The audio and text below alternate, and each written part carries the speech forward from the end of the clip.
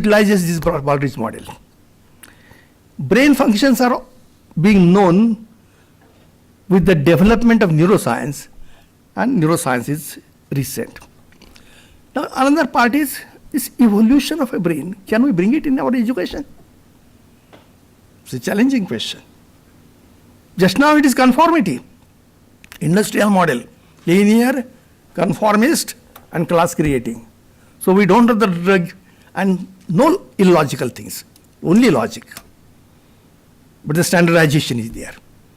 Now here every brain or every child has to be, or every learner has to be treated differently. So treating everybody differently and treating alike, that is the industrial model, mass production type. Whereas digital society gives you direction in which you treat differently. So exactly opposite directions. And therefore you cannot match these two together that easily. There is one process which we thought is possible, but now we realize it. It is called massification plus personalization. Can we do both the things? Or mass personalization? Mass personalization is a process in which you give it for the personal needs and requirements from these provisions which are meant for masses. I think that exactly that process is used by Google for creating your personal website or for use. So this is the approach which is being used now in digital mechanisms. So this is the problem. And therefore this planning of learning, engagement for change with a view to achieving organizational change and transformation and creation of value system or creation of value through work outputs, that is actual wealth. Now how to rather bring these two processes in education? And I think these are the two processes. Two basic processes are there. One learning process, ADLI, I told you. Another is social development process. And the social development process goes through education, organization. That means you want change to be organic. Creation and preservation or agitation.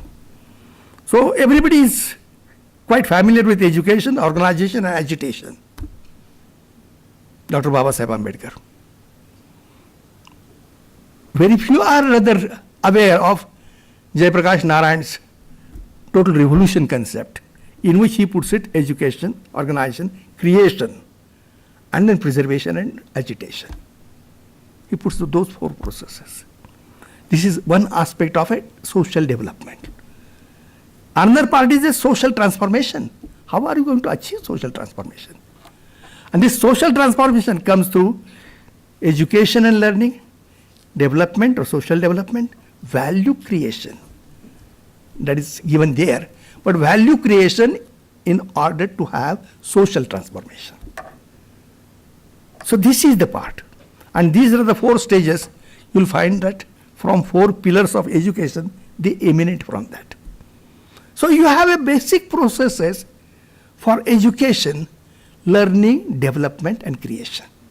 So our education has to be dependent on that. Can we create this education system? That is the next point. And therefore outcomes are, I think, smart things are coming, in which the cyberspace you can rather consider.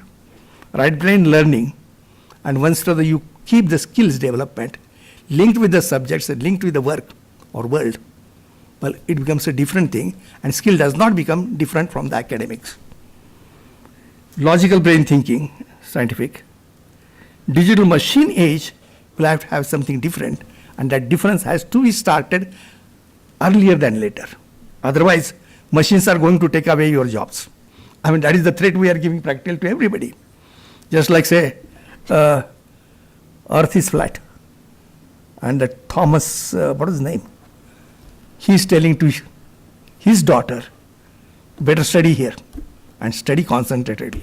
Otherwise, your job will be taken by Chinese and Indians. So the same thing is going to happen. Your job will be taken away by the digital machines or intelligent machines. And this is a threat for everybody, you and me. So the new education, I'll just So education happens anytime, anywhere, and anyone can learn. If you accept that, then classroom learning, campus learning, facilities, enrichment has to be there. We accept certain part of it.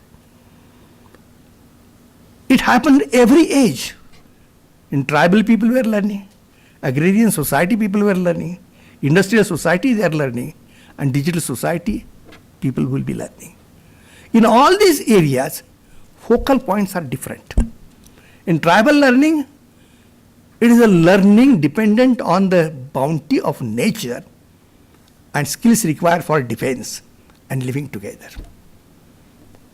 Basic problems of living in survival, they were being solved. Agrarian society, a different model came in. You have developed a science of culturing, and therefore this science was known, and we started creating grains and everything else, security in the life, and so on and so forth. Industrial age, machine came in, auto machines came in. We started producing materials and started creating secondary material, tertiary material, and the created urban living, and world had changed entirely. And digital age, now it is a different world, and part of the glimpse I have given you yesterday.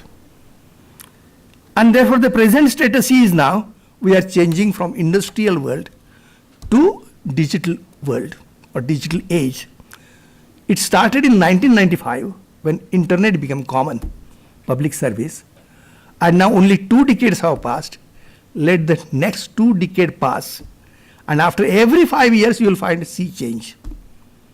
By 2025, drones and smart things and robots will be everywhere. Possibly they will be in your houses also, just like your refrigerator, just like your washing machines. Some drones will be working with you, or some robots will also be working with you. And you might rather bringing some robot for teaching your other child also. So that will happen. That will happen, that's in the future.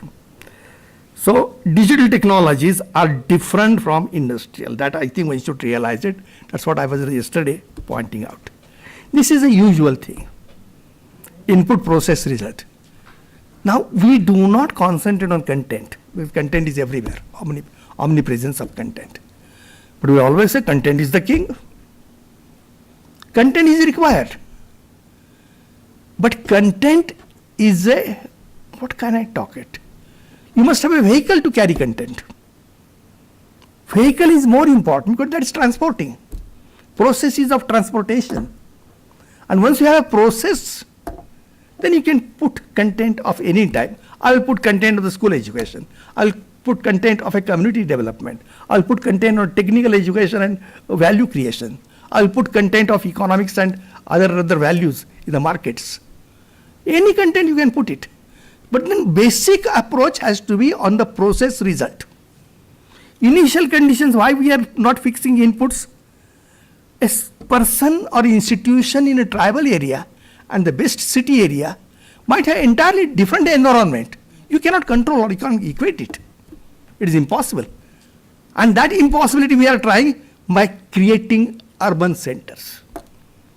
Now forget in digital society it is decentralized. Inputs could be different, but people can invent processes to suit the initial conditions or inputs and create output which is desired. This becomes a completely new innovative approach to the education. And this is the part which we want to stress. And since you look at the process result, you can think of number of processes and combine them and create a subsystem. Welcome, Mr. Vivek Sawant. He is our great networker. So the process result based approach gives you completely different thing. Now you will realize to what extent we should concentrate on the content and to what extent we should concentrate on the process and result. So process result based approach is always a better approach. It immediately gives you jump to creating a model of processes, subsystems of the processes, and you can create paradigms out of it. But with the content, you get lost in the content and you don't go to the processes and higher order learning. That is the whole point. Now, these are the three processes which I already talked. About the cyberspace and digital age, I already talked yesterday. Cyberspace structures, I think we also told you the cyberspace structures earlier. This is the slide yesterday was shown, and this is the structure which we are creating. Yesterday we were appealing to all. Let us form a group of open universities, come together and just have some sort of a common concern. Well, my suggestion to you would be, can we form a Param University? On this platform, everybody can come. Institutions can come, students can come, teachers can come, and they can form Param University. Already we have formed it.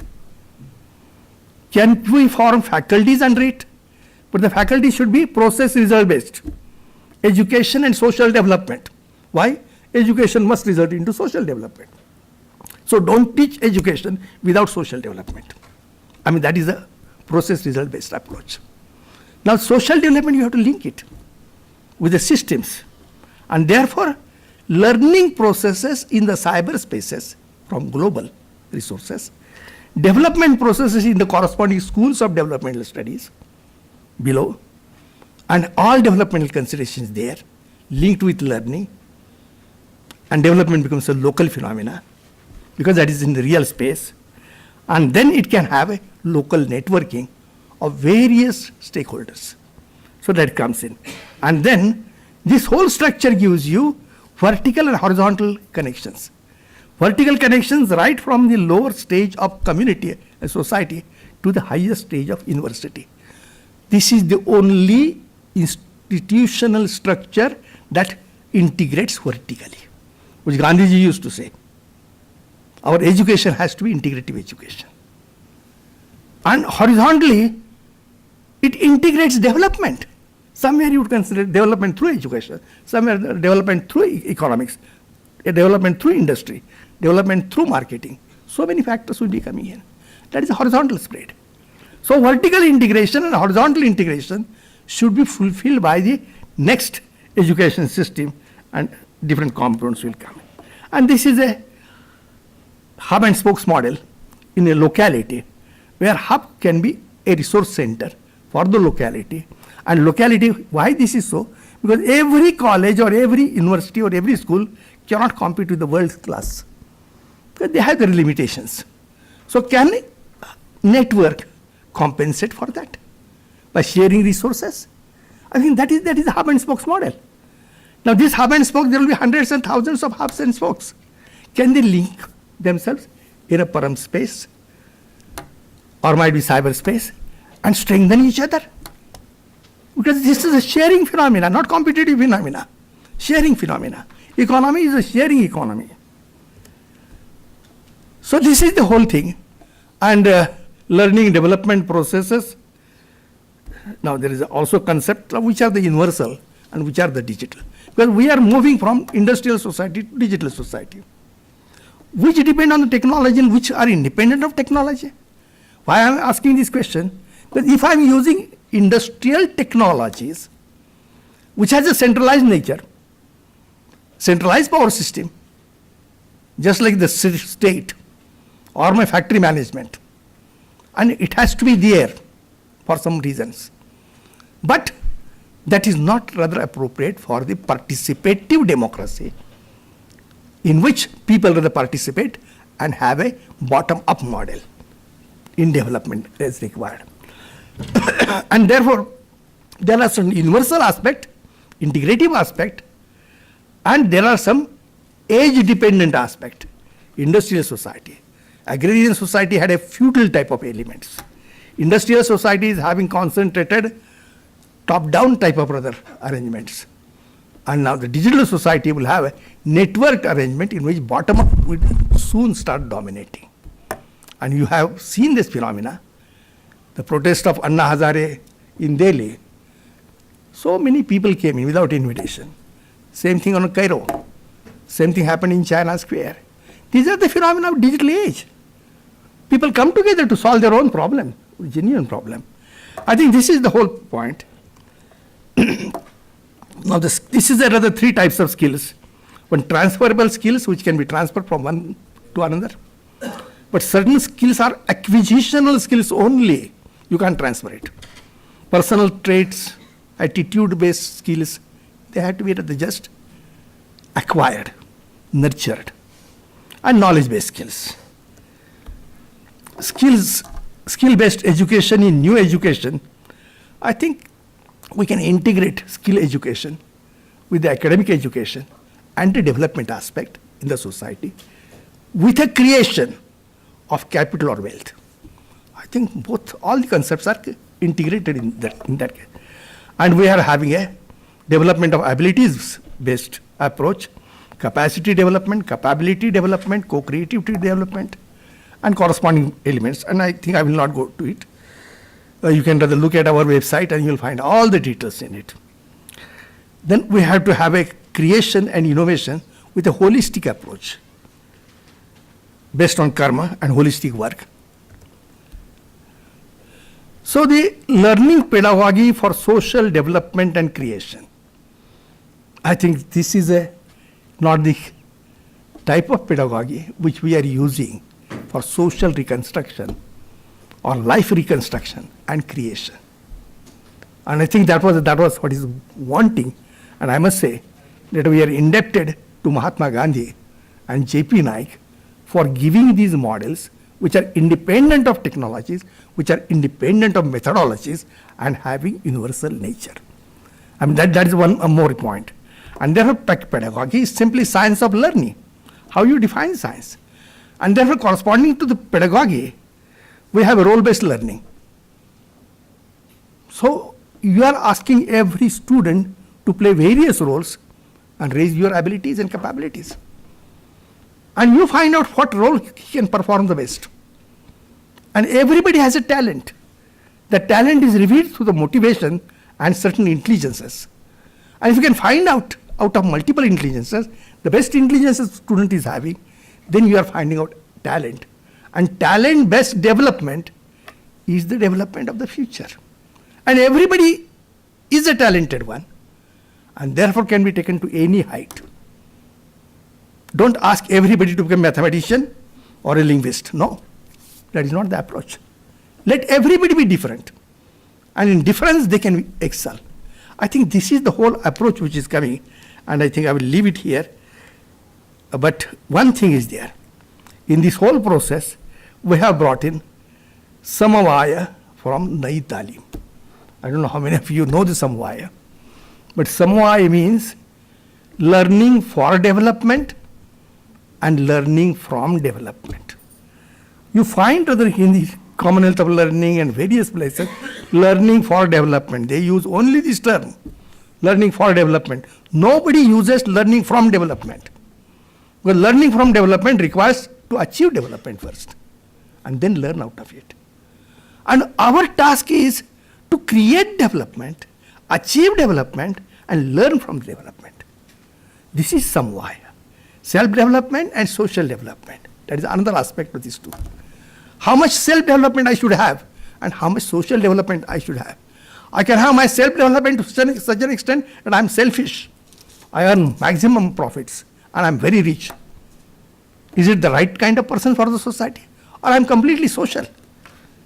So social that some of our freedom fighters gave everything in their life for the society, and the children were cursing their fathers. They did not do anything for us. We have to avoid extremes. And the balance between self and social is a balance to be achieved by every learner. This is called Dvaita and Advaita phenomena. Dvaita is this self and social. Advaita is what is my way out of this. This is learning. So you come exactly personally in the whole process of development. Self-development, social development, my creativity with the innovation and imagination. I mean, all these factors will be coming in the new type of education system. So I don't want to summarize this, all the points which you have said it, but education or new education is logical education plus creative education leading to learning and development. we are having a postgraduate diploma in e-education in digital society, and this is a Param School, School of Developmental Studies.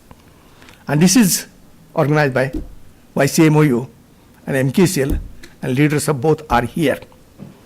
And in fact, we got inspiration from the MKCL because they could expand network type of phenomena in India, particularly in Maharashtra, to such an extent that they can educate 10 lakhs people every year without papers being transferred from one place to another place. With all the activity, taking a challenge and developing oneself. And therefore, if suppose we can go to 1 million students every year, why not add a few zeros afterwards and make it for the whole country? That is the spirit with which others started looking at the whole thing. And we got certain ideas of digital society. Without that experience, possibly we would not have got all these ideas and how Gandhian philosophy could be brought into the 21st century. No. I must be rather thankful to both of them for really creating a path for mass education in which personalization is taking place. Now there are 3 areas of development and then processes of development. We are going to offer these as MOOCs. Just like yesterday I said it, zero marginal cost education we are going to offer. That is one point. Secondly, our MOOCs would be developmental MOOCs, social developmental MOOCs. What does it mean? I learn from the MOOCs, there is the knowledge, but I practice it in my local place, working place. And in all these postgraduate days, when we admit a student, we don't admit student alone. I want to register here. Fine. Welcome. Are you fulfilling my entry qualification? Yes, fulfilling. Bring me your practicing place or workplace. And what is the management of that workplace? Both of you should come here and we'll admit 3 of you. Your school will be admitted or working place will be admitted. Your management person will also be admitted as a provider. He's providing school education there. He will be with us and you will be student. And we'll form a community of providers and learners. We immediately jump to the community concept in a digital society because all our network. Everybody is going to have a smartphone and tablet and all this network. So that is a type of whole thing. And then that's why the knowledge-based society and support comes in. So financial models, I think possibly Professor Vivek Sawant will be speaking about this aspects, economic aspect. But we want to rather create model in future in which content is free, services are charged. We are going to offer this free after this first cost paid, and this will be education for all the ekalavas. But if you want services, possibly you'll have to pay it. And this pilot with 500 students is being tried. We are holding on and waiting for your permission. But these 500 students will be first copy cost, that means their first learning cost will be paid by these 2 institutions, YCMOU and MKCL. And second year onwards, possibly we'll give it free to everybody. And that's why one can think of a Param Interversity for all the open universities. We can come together and learn it that way. Areas of development are definitely education system, community education, social development, and technical and vocational education and value creation. Now, I do not want to go into the details of quality assurance because it's too big a topic.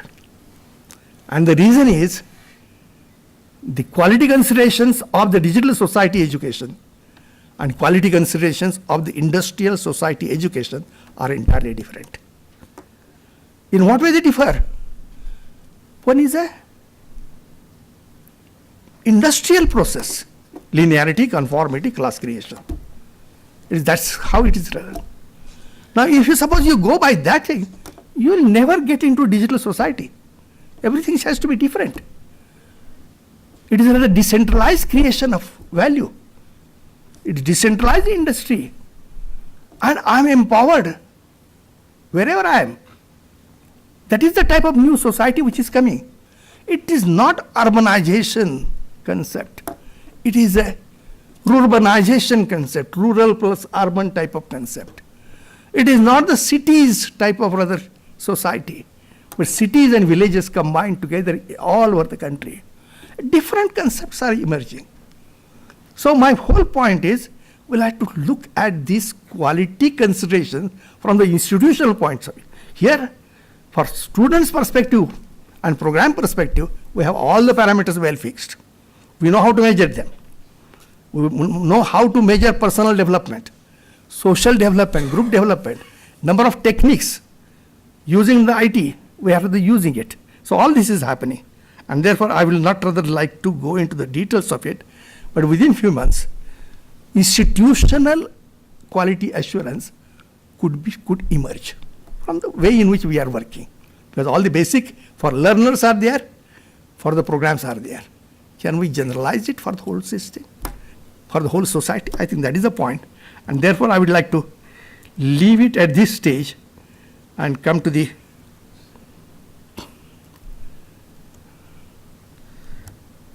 so this is incomplete. I think no knowledge is ever complete, and knowledge has to be ever expanding, ever creative. So possibly I would like to finish at this note, and thank you very much for attention, and I hope that I have given you some sort of a glimpse of a future education system in a digital society, or digital education of the 21st century. Thank you very much.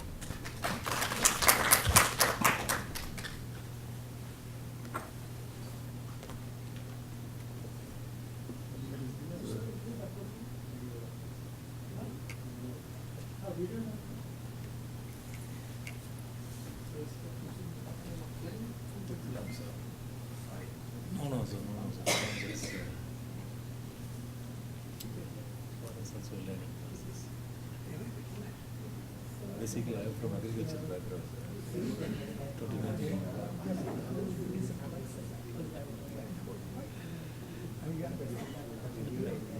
I'm a seed technology, seed scientist. Radio. 25 years in Tamil Nadu University. 6 years. Hello everyone. We have received a video from Professor It's Asha a pleasure Kaur. to be virtually present. She is at this President and high- CEO of Commonwealth of Learning Canada. Now just it is playing. Roundtable of Vice Chancellors. And I thank Professor Salunke for the invitation. I must commend YCMOU for taking the lead, and I hope other VCs will take this up on an annual basis so that this becomes a regular forum for discussion and collaboration. COL has had a long association with the YCMOU, and the university received the COL Award of Excellence in Institutional Achievement in Distance Education in 2002 in Durban. COL also values its partnership with IGNOU and the State Open Universities, and we hope to strengthen these going forward. Today, I would like to talk about two major developments. One, the adoption of the Sustainable Development Goals by the global community, and two, the phenomenal developments in ICTs and the implications of these for open universities. How can open universities be at the forefront of responding effectively to these developments? First, the 17 Sustainable Development Goals were adopted last year. Goal 4 is a standalone goal on education that aims to ensure inclusive and equitable quality education and lifelong learning for all by 2030. The Millennium Development Goals of 2000 to 2015 focused on providing universal primary education for all. This time, the emphasis is on secondary and tertiary education, on quality education and improved learning outcomes, as well